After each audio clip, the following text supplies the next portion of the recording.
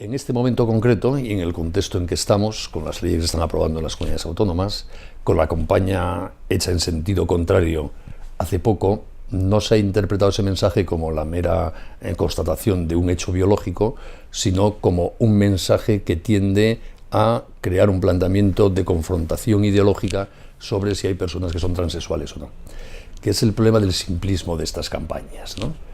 Es decir, es evidente que los niños tienen pene y que las niñas tienen vulva, y que hay niños que tienen pene pero que se sienten niñas, y ese es un problema humano muy serio. Entonces, todo eso hay que tratarlo con delicadeza, fieles a la verdad y comprendiendo a las personas. Las afirmaciones radicales en un sentido u otro, sea de la campaña inicial afirmando que hay niños con vulva o esta otra afirmando que los niños tienen pene, lo que provocan es una reacción visceral de enfrentamiento de dos concepciones e impiden la reflexión tranquila y hacen que haya gente que se sienta ofendida con razón. Yo no lo sé. Yo creo que hay que ser muy prudentes, porque hay que ser muy prudentes porque se trata de niños, para empezar. Y es verdad, y no sabemos el origen, que hay niños que no se sienten psicológicamente identificados con su sexo genético y morfológico. Y eso es un problema humano muy serio. Y por lo tanto, dado que son niños, yo diría hay que ser muy prudentes. Yo por lo menos no aconsejaría nunca tratamientos hormonales o quirúrgicos con niños que tengan un carácter irreversible. Creo que hay que estudiar muy bien la experiencia clínica que hay al respecto, que ya es bastante amplia. Hace poquito la Academia de Pediatría Americana ha sacado un informe con la experiencia clínica en Estados Unidos de este tema y hacen afirmaciones que son, creo, dignas de ser consideradas, por lo menos. Por ejemplo, que cerca de un 90% de los niños y niñas que en edades muy tempranas tienen esta dificultad de identificación con su propio sexo, cuando pasan ya a la pubertad, se identifican con su sexo morfológico sin mayores problemas. O sea que son estados de duda transitorios. Y por lo tanto tratar a esos niños como si fuesen ya para toda su vida transexuales y acomodarles al cambio de sexo con tratamientos hormonales no me parece que sea nada prudente. En todo caso, una decisión obviamente que tienen que tomar los padres. Yo creo que sea bueno tomarla con el asesoramiento médico, psicológico, lo más amplio posible, pero yo respetaré la decisión que tomen los padres. Lo que me parece una barbaridad es que una mayoría parlamentaria por ley, como hacen las leyes aprobadas en la Comunidad de Madrid y en otros de nuestro entorno, partan de la afirmación ideológica de que esos niños son transexuales y tienen derecho a ser hormonados para inhibir la pubertad. Eso es una interferencia ideológico-política en un ámbito de prudencia clínica y de la patria potestad que me parece una barbaridad como una catedral. Por lo tanto, yo no sé cómo hay que resolver ese problema, supongo que además los casos pueden ser muy variados. Si sé que ya hay una experiencia clínica que merece la pena tener en cuenta, yo aconsejaría a padres, médicos, mucha prudencia para aconsejar tratamientos. Y luego también es verdad que igual que hay un 90% de casos en que los niños, pasada la pubertad, adquieren una conformidad con su sexo biológico sin problemas, hay un 10% que no. Y no sabemos por qué. Y por eso yo creo que también las reglas generales y dar criterios ideológicos en estos temas no sirven para nada. O sea, la solución a problemas personales nunca puede ser política. Y máximo cuando hay un componente vinculado a temas neurológicos, psicológicos, en algo tan serio para la persona como es nuestra sexualidad. ¿Qué pintan los políticos ahí? Ahí pintamos las personas con nuestra capacidad de decidir, nuestra instalación en la vida, los tratamientos que queremos recibir, si son niños pequeños, los padres como titulares de la patria potestad y, por supuesto, los profesionales que, según su conocimiento técnico, pueden aportar un criterio. Los políticos ahí no pintan nada. Pues logrando que la sociedad española se blinde contra la ideología de género. Porque quien mete ahí a los políticos no es una preocupación humanista, es la subordinación a las categorías intelectuales de género. Según la ideología de género, los seres humanos no tenemos sexo, sino un género que creamos cada uno de nosotros. Y por lo tanto, todos los géneros percibidos subjetivamente son la identidad de la persona. Eso es pura ideología. Esa visión de la persona es la que consagran estas leyes autonómicas, que bajo la denominación de luchar contra la discriminación de las personas llamadas LGTBI, lo que hacen es imponernos la visión de la sexualidad de género a todos los ciudadanos. Eso es ideología. Y cuando los políticos hacen suya una ideología, una visión, por ejemplo, de la sexualidad, y la convierten a través de la ley en obligatoria, lo que están haciendo es limitar la libertad de todos los que no compartimos esa ideología o esa visión de la sexualidad. Por eso estas leyes son liberticidas. Cuando el Estado se mete donde no debe, está limitando la libertad de los ciudadanos. Bueno, estas leyes se han ido aprobando en todo tipo de comunidades autónomas. La primera fue en Galicia, con mayoría absoluta del Partido Popular, la primera que se aprobó en España. Luego fue Cataluña, con una mayoría nacionalista y muy de izquierdas, en que todos los partidos, menos el Partido Popular, votaron a favor de esa ley. Y luego se ha ido aprobando leyes más o menos similares en Canarias, Navarra, País Vasco, Andalucía, Extremadura, con Murcia, Madrid, con el consenso unánime de todos los partidos políticos parlamentarios. La ideología de género no es ni de derechas ni de izquierdas, porque es una ideología que surge después de que el mundo bipolar derecha-izquierda del siglo XX haya desaparecido. Y en unos países se implanta más de manos de los partidos de izquierda, como ha pasado en España, en otros más de los partidos de derecha, como ha pasado en Gran Bretaña. En Gran Bretaña ha sido el Partido Conservador y no el laborista el gran adalid de los planteamientos políticos de género. Y en España todos los partidos políticos, con representación parlamentaria me refiero, se han rendido a la ideología de género. Unos por convicción ideológica, porque está más en su tradición, digamos, en su antropología, en la forma de ver la realidad, y otros, como el Partido Popular, yo creo que sin más por miedo escénico. En el Partido Popular hay gente que defiende la ideología de género, obviamente, pero no creo que la mayoría, ni siquiera de los cargos electos, de los diputados, senadores, miembros de la Asamblea de Madrid. Pero hay un miedo ambiental a ser calificado como homófobo, a parecer no progresista. También es verdad que el lobby autodenominado LGTBI es un lobby muy virulento y muy agresivo, que a la gente que se opone a estas cosas la ataca con fuerza mediática y con agresividad, que alguna gente la acoquina. Pero el resultado material efectivamente es que en España uno mira el Parlamento y no hay nadie que no haya hecho suya, por activa o por pasiva, no ya la ideología de género, sino la manifestación más radical y sectaria en el mundo occidental de la ideología de género, que es la que se está legislando en España. Sí, yo creo que estamos viviendo un momento en el que hay, como ha sido bastante normal en la modernidad, una gran confrontación ideológica en el mundo. En este momento las ideologías en confrontación son el pseudoprogresismo laicista de género, por un lado, y el humanismo cristiano, por vago e indefinido que sea. Digamos, el ver el ser humano y el mundo, más o menos, en clave de, se trata de realidades que son razonables, que podemos conocer, existe una naturaleza de las cosas, existe una naturaleza humana, y por lo tanto hay un criterio para decir bueno o malo, y ese criterio no es subjetivo, es objetivo, que es la visión de Sócrates y del Papa Francisco, por decirlo así, y esa otra visión que afirma que el mundo no tiene sentido, que el mundo no es razonable, que estamos condenados con nuestra libertad a crearnos a nosotros mismos también en materia sexual, y por lo tanto todas las referencias objetivas y por supuesto las imputables a Dios no son más que restricciones a la libertad. ¿Por qué quizá no se ve tan clara esta confrontación ideológica como podíamos ver cuando yo era joven en la confrontación entre el marxismo y la sociedad libre, en Moscú y Washington? Porque las ideologías del siglo XX, las de mi juventud, eran ideologías con un modelo de Estado, de economía y de sociedad. Mientras que las ideologías en confrontación hoy día no tienen un modelo de Estado ni de economía, sino un modelo de ser humano. La ideología de género no tiene ningún modelo de Estado, de organización de la vida económica, no dice si hay que nacionalizar los bancos o no. Tiene un modelo de ser humano y quiere usar la política para imponer ese modelo de ser humano. Y por eso a veces nos parece que esto no son las ideologías clásicas que conocemos. Cuando yo era joven, por volver a un ejemplo más conocido, estaba de moda el marxismo en el mundo occidental, incluso aquí en la España de Franco, en la universidad, en la literatura, en las editoriales, etcétera, proliferaba el marxismo. ¿Quiénes defendían el marxismo? Alguna gente que había leído a Marx lo entendía y le gustaba, una minoría, pero vamos. Alguna gente que trabajaba para el Partido Comunista o sus, digamos, ONG satélites con conciencia y con sueldo. Y la inmensa mayoría de la gente que repetía así más lo que estaba de moda, lo que se llevaba, lo que parecía que era lo progre y con lo que te permitía ir de guay en la universidad, en la escuela, en la redacción del periódico, etc. Las motivaciones subjetivas eran muy variadas. Hoy pasa lo mismo con la ideología de género. Hay alguna gente, muy poquita, que ha leído a las ideólogas de género, ha asimilado su antropología y está convencido de ella. Poquísimos, como pasaba con el marxismo. Hay alguna gente que trabaja para ONGs muy poderosas en el mundo que difunden la ideología de género y es su compromiso profesional, incluso a lo mejor porque están convencidos.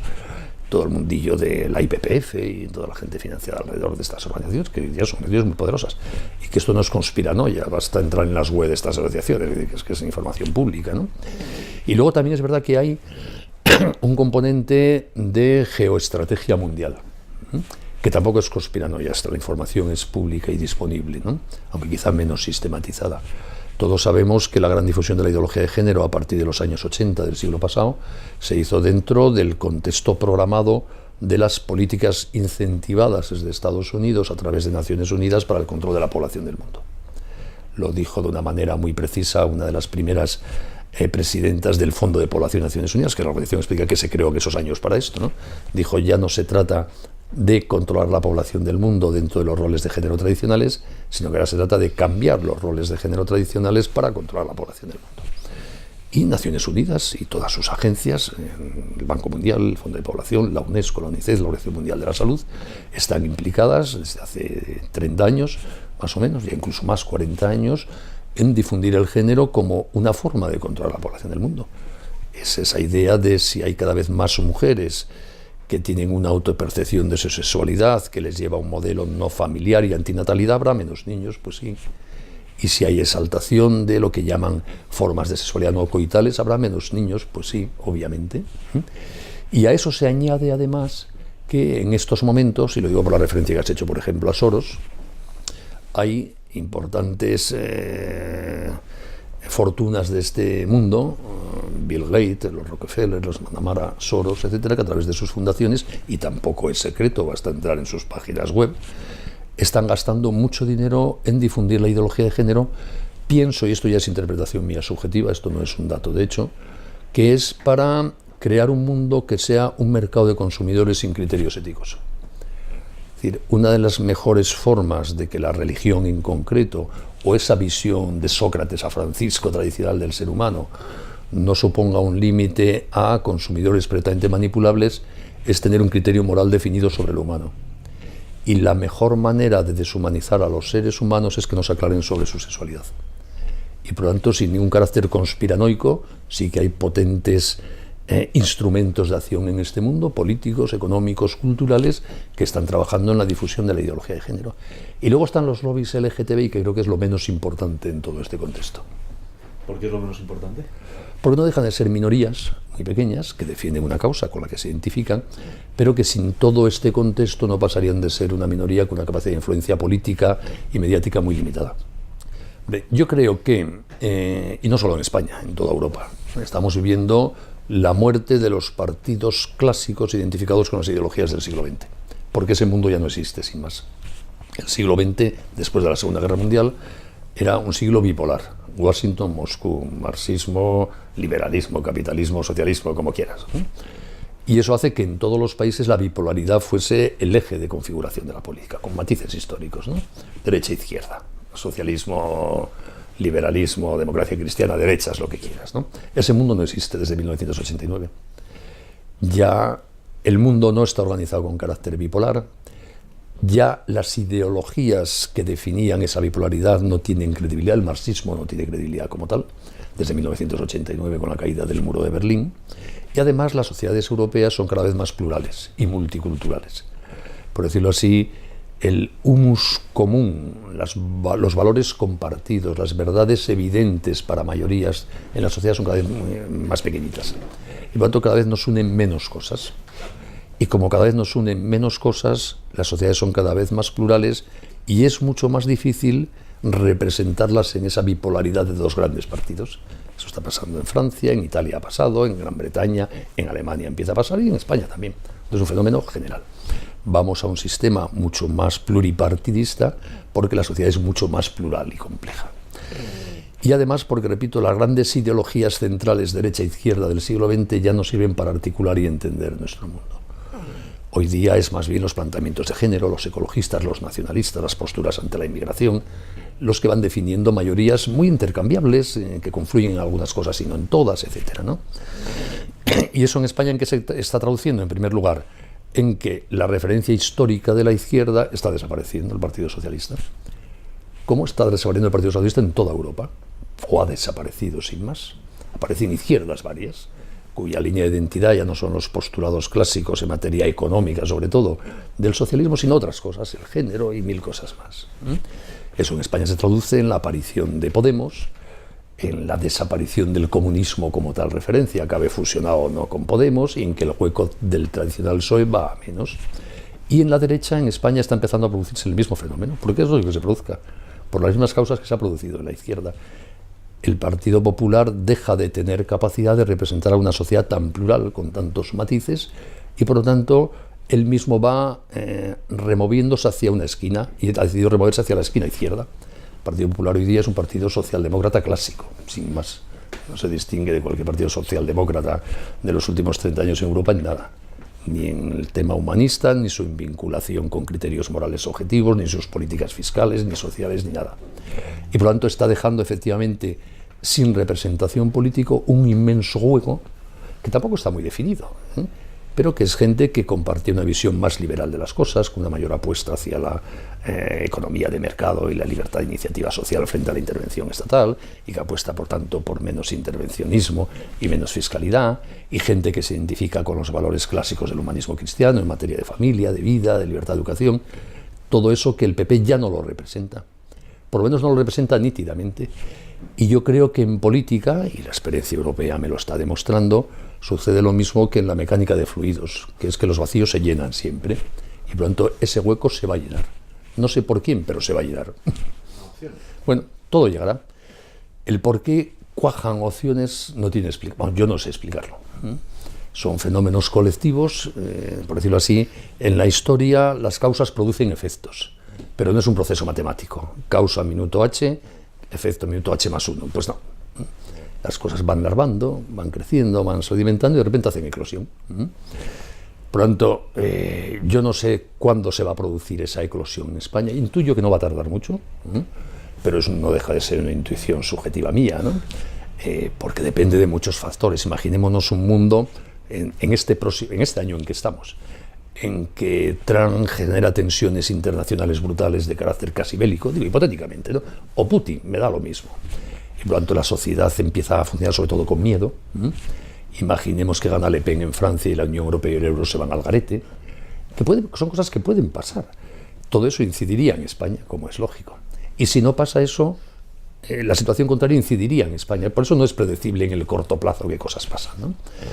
Pero como este fenómeno está ahí, es decir, la causa está puesta en el abandono de la representación política de una parte significativa de la sociedad española, tampoco es posible medirla exactamente, ese hueco se llenará en algún momento con seguridad y creo que no tardará mucho.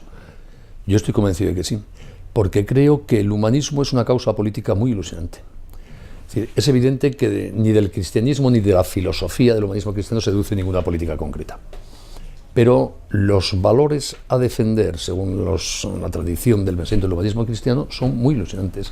Defender la vida, la dignidad de la mujer, la familia como institución de inmensa eficacia social. Apostar de verdad por la libertad de educación de las familias y por escuelas libres del poder político, gestionadas con carácter autónomo, a reclamo de unos padres que eligen modelos pedagógicos en libertad. Apostar por la fuerza creativa de la libertad en la empresa, las relaciones económicas y laborales. Creo que son modelos muy ilusionantes y que además son incompatibles con el populismo. El populismo, sea de derechas o de izquierdas, tiene como rasgo común que quiere el poder sin saber para qué. Es el poder por el poder. Es leninismo puro. Mientras que yo hablo de querer el poder para hacer cosas estupendas, para intentarlo por lo menos, ¿no? El poder no es un fin en sí mismo. Incluso querer el poder para en parte desmontar el poder y darle vida a la sociedad y libertad a los ciudadanos, ¿no?